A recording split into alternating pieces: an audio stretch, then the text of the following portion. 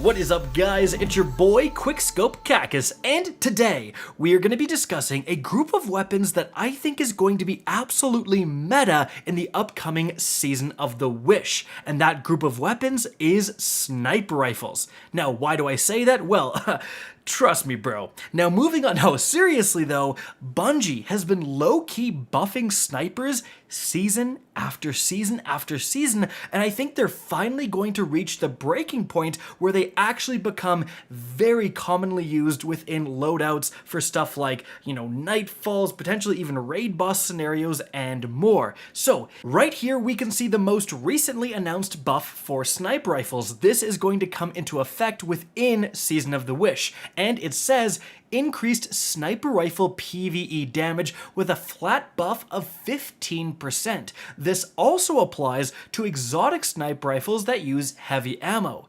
Now, 15% is nothing to scoff at. To put it in perspective, Vorpal weapon on a special weapon does 15% more damage against bosses. So basically, going into next season, it's like all of your snipers, when you use them against a boss, have a free Vorpal weapon on top of all the other perks you may have for it. That's pretty good. And keep in mind that weapon types in Destiny are actually pretty closely balanced. Think back to when linear fusion rifles were absolutely meta. Like, everyone was using heavy linear fusion rifles, right?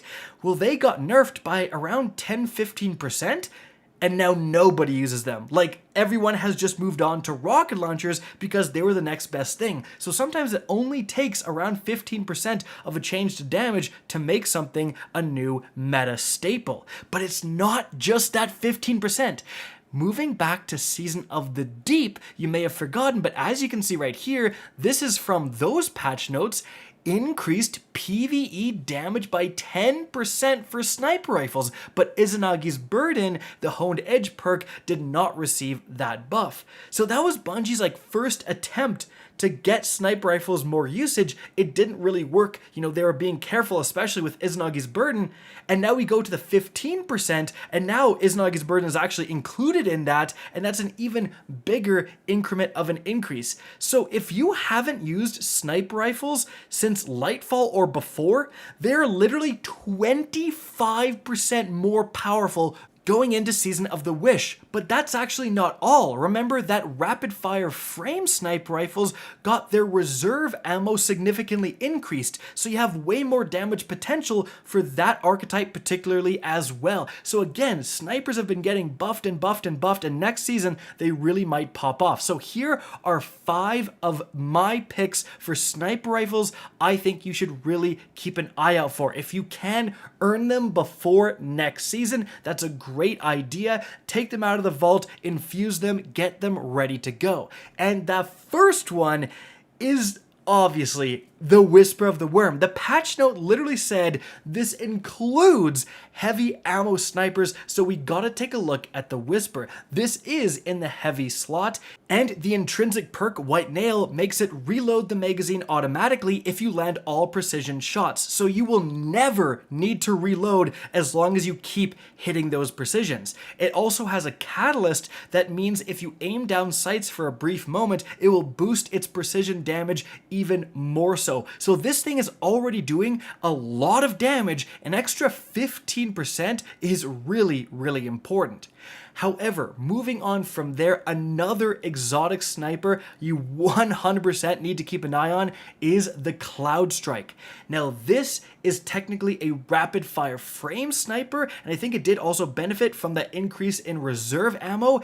Its intrinsic trait, well, honestly, is just for PvP, where if you get a precision final blow, everyone explodes around it. But more interestingly is its unique trait, Stormbringer, where rapid precision hits create a lightning storm at the point of impact. So similar to the Thunderlord, it's going to be calling down lightning strikes and doing more and more and more damage to the target you're shooting. And then, somewhat recently, it did also get a catalyst that gives it triple tap. So 7 rounds in the magazine plus triple tap means 3 extra rounds before needing to reload, and 3 rounds generated out of thin air. It doesn't take them from your reserves. So you can really, with the combination of just it being a rapid fire with triple tap, combined with all of the extra lightning strike damage, you can do a ton of damage with the Cloudstrike. It is also just so ammo efficient because it's getting a lot of that back. But moving on from there, let's talk about some insane legendary sniper rifles. The first one is the Praedyth's Revenge. Now this is dropping from the Vault of Glass raid, and it can get the incredible god roll of rewind rounds, which is going to refill the magazine based on the number of hits. So if you hit all 7 rounds, it'll give you like 4 back. And then if you hit those 4, it'll give you 2 back. And then if you hit those 2, I think it might even give you 1 back. So it's going to keep refilling as long as you're hitting your shot. So you can shoot a ridiculous amount of times before actually needing to reload your weapon. And you combine this with high impact reserves, where rounds at the end of the magazine deal more damage. Well, with the way that rewind rounds works, you're going to be shooting off the end of your magazine like 3 separate times, so you get that maximum bonus of like 26% over and over and over again. So again, you could put forth a ton of damage. Not to mention, it's a rapid fire frame, so it gets a ton of reserve ammo now, and you can even get the time lost version if you do the master raid, and that gives you the adept big one spec, which is just overall technically the best PvE mod in the game. Any yellow bar or boss you ever come across, you're going to be hitting them harder, which is pretty darn sick. But moving on from there, guys, we have one of my personal favorites, the Succession from the Deep Stone Crypt raid. Now, I use the original a ton, but you can now even get a craftable version. And this is an aggressive frame, so not the best archetype, but the perk roll is beyond insane. You can get Reconstruction, which will slowly reload itself over time, even when it's stowed away, up to double capacity. So I have it with Tac Mag, so it gets 4 rounds, which doubles to 8, but you can also go with Extended Mag and a Backup Mag mod to get 5 rounds for 10 potential total in a row before needing to reload. And then you combine that with Vorpal Weapon just for that straight 15% damage increase, and it even now has an origin trait, Bray Inheritance, which is going to regenerate a small amount of ability energy. Again, I'm using 8 rounds, so I can get away with using boss spec, and the thing about the Succession is it's not going to be the best for like raid boss DPS, right? It's going to get beat out by those rapid fire frames, especially after the ammo reserve stuff, but this is going to be incredible for grandmasters and stuff like that. Just when you need a sniper to deal with something powerful, especially if we do see like anti-champion sniper rifles next season, holy crap, this thing is going to see a ton of play because it is so helpful to have it automatically reloading itself and doubling in capacity while it's stowed. Every time you whip it out, pretty much, it's ready to absolutely crank whatever you need it to crank for a ton of damage. But moving on from there, the 5th and last weapon on our list is the Supremacy. Now this is going to be dropping from the Last Wish raid, and it recently became craftable, and I'm just kind of now realizing that all 3 of the legendary snipers I'm showing off are raid weapons, so undoubtedly a few people are going to be annoyed in the comments, but hey, I want to showcase literally the best of the best, the stuff that's most likely to actually become meta, and so that's what's going to happen. But please take the principles of the rolls I'm showcasing, stuff like rewind rounds, triple tap, 4th time that extend the magazine, damage perks like high impact reserves, Vorpal. If you can find like similar rolls on other weapons that you can potentially craft or so on, that is the type of stuff that you really want to hold on to for that new potential slot in the PvE meta. But speaking about the Supremacy specifically, why it's so juicy here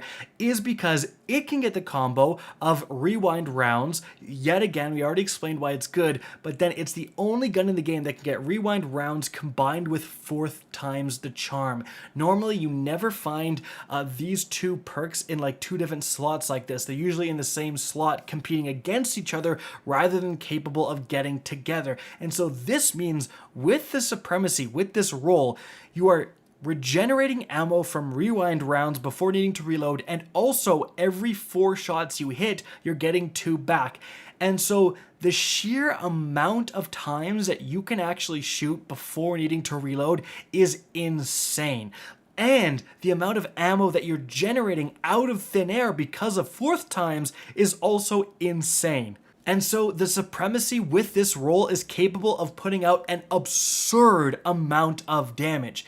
Now it does need to be a longer damage phase for it to really get going. You may have better luck with other snipers as burst DPS weapons, but make no mistake, the Supremacy is a force to be reckoned with this roll. And any of these 5 snipers could really be absolutely clapping cheeks next season, guys. So definitely keep an eye out on sniper rifles. Go through the vault, see what you have, because again, it's not just 15%, it's 15% on top of 10%, on top of more ammo reserves. It's really gonna start adding up. Guys, that is it for the video. Hope you enjoyed and found this informative. If you did, please remember to help me out by simply rating and especially sharing this video. If you guys want to see more Destiny 2 content similar to this, don't be afraid to slap that subscribe button. If you want to get in touch with me and keep up to date with the latest channel activity, the best way is to follow me on Twitter at RickCacus. That is linked in the description down below. Again, I hope you enjoyed the video, and as always, have a good day.